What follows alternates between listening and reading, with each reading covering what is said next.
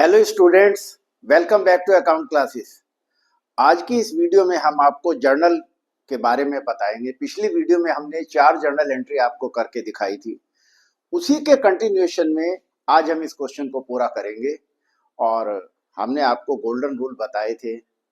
पहला रूल क्या है? Debit the receiver, credit the giver. दूसरा रूल क्या है? Debit what comes in, credit what goes out. तीसरा रूल क्या है? Debit the expenses, credit the income.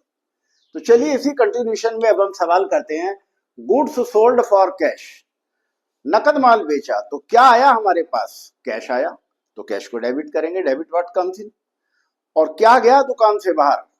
Cell, goods गया, तो एंट्री हो जाएगी cash account debit, cash account debit to sales account. और नरेशन लिखेंगे गुड्स सोल्ड। और अमाउंट है 10,000 रुपए, तो 10,000 डेबिट में लिखेंगे और 10,000 ही क्रेडिट में लिखेंगे। दूसरी एंट्री है goods return by Mohan. Mohan ने हमें माल लौटाया। इसका मतलब क्या है कि मोहन को हमने उधार माल बेचा होगा।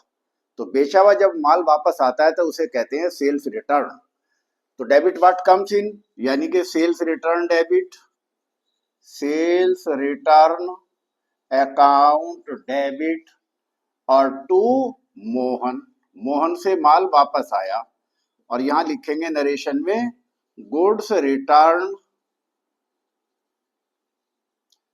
बाय मोहन, मोहन ने लौटाया। और अमाउंट कितनी आएगी? 2,000 आएगी। इस तरीके से हमारी ये दूसरी एंट्री भी हो गई। नेक्स्ट है गुड्स रिटर्न टू श्याम। अब हमने श्याम को माल लौटाया है, इसका मतलब हमने श्याम से माल खरीदा होगा। तो जब खरीदा हुआ माल लौटाते हैं तो उसे कहते हैं परचेज रिटर्न या रिटर्न आउटवर्ड। तो हमने किसे माल लौटाया? श्याम को। Who is receiving the goods? Shyam is receiving the goods, तो हम श्याम को डेबिट करेंगे। तो यहां एंट्री हो जाएगी श्याम डेबिट और to purchase return, Shyam debit to purchase return. 3,000 रुपए डेबिट में और 3,000 रुपए क्रेडिट में। और नरेशन लिखेंगे goods return to Shyam, Shyam को लौटाया। तो इस तरीके से हमारी ये एंट्री कंप्लीट हो गई। नेक्स्ट है सैलरी पेड टू रामलाल।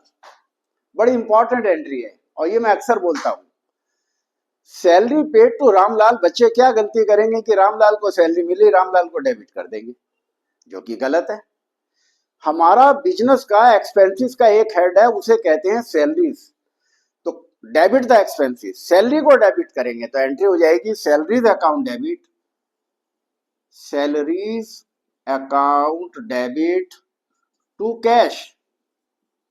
और नरेशन में लिखेंगे सैलरी पेड। इसमें बच्चों नाम नहीं आता, हमने यहां जानबूझ करके लिखा कि salary paid to Ramlal. Ramlal हमारा अकाउंटेंट है, हमने अकाउंटेंट होगा, क्लर्क होगा, कुछ भी हो सकता है, हमने उसे सैलरी पे करी है 5,000 रुपए। तो यहां पर एंट्री हो जाएगी सैलरी डेबिट और टू कैश अकाउंट। याद रखना, हमेशा ध्यान रखना। फिर है goods taken for personal use. अब हमने पर्सनल यूज के लिए गुड्स दुकान से निकाला अपने यूज के लिए, तो उसे हम क्या कहते हैं? ड्रॉइंग्स कहते हैं। और हमेशा याद रखो ड्रॉइंग्स की डेबिट साइड होती है। तो एंट्री हो जाएगी drawings account debit, drawings account debit और टू परचेज, क्योंकि हमारी परचेज कम हो रही है। और नरेशन लिखेंगे goods taken for personal use, goods taken for personal use. Personal use के लिए हमने माल निकाला, 2,000 रुपए डेबिट में आ जाएंगे और 2,000 रुपए क्रेडिट में आ जाएंगे। बच्चों, मैंने बहुत ध्यान से आपको ये एंट्री समझा रहा हूं। आप अपनी किताब की जर्नल एंट्रीज की प्रैक्टिस कर सकते हैं। इनकी हेल्प ले करके आपको बड़ी हेल्प मिलेगी। और लास्ट एंट्री है, बड़ी इंपॉर्टेंट एंट्री है, ये अक्सर एग्जाम में आ जाती है। Life insurance premium paid.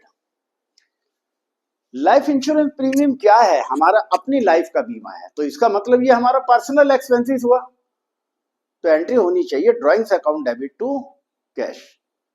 क्या होनी चाहिए entry? Drawings account debit to cash, क्योंकि हमारा अपना लाइफ, बिजनेस का तो लाइफ इंश्योरेंस होता नहीं, वो तो लाइफ का होता है। तो लाइफ तो हमारा अपना निजी खर्चा है, पर्सनल खर्चा है, तो इसलिए हम क्या एंट्री करेंगे? Drawings account debit to cash. Drawings account debit और to cash. Life insurance premium paid. हमेशा याद रखो ये एंट्री होगी drawings account debit to cash 2000 रुपए। तो 2000 रुपए डेबिट में और 2000 रुपए क्रेडिट में। और इस तरीके से हमारे ये क्वेश्चन कंप्लीट हुआ। तो जर्नल का टॉपिक हमने आज कंप्लीट क्वेश्चन करके दिखाया। आप इस क्वेश्चन की बार बार प्रैक्टिस करें, इनको ध्यान से समझें, क्योंकि जर्नल क्या है? हमारा बेस है। It is a primary book of records. ये हमारी सबसे पहली बुक है। In which transactions are recorded in chronological order. Chronological order means date wise. तो इस तरीके से हमारा ये क्वेश्चन कंप्लीट हुआ। आपको हमारी वीडियो कैसी लगी? आप लाइक करें, शेयर करें, और अगर आप नए हैं तो सब्सक्राइब करें, ताकि हमारे लेटेस्ट अपडेट आप तक पहुंचते रहे। Thank you.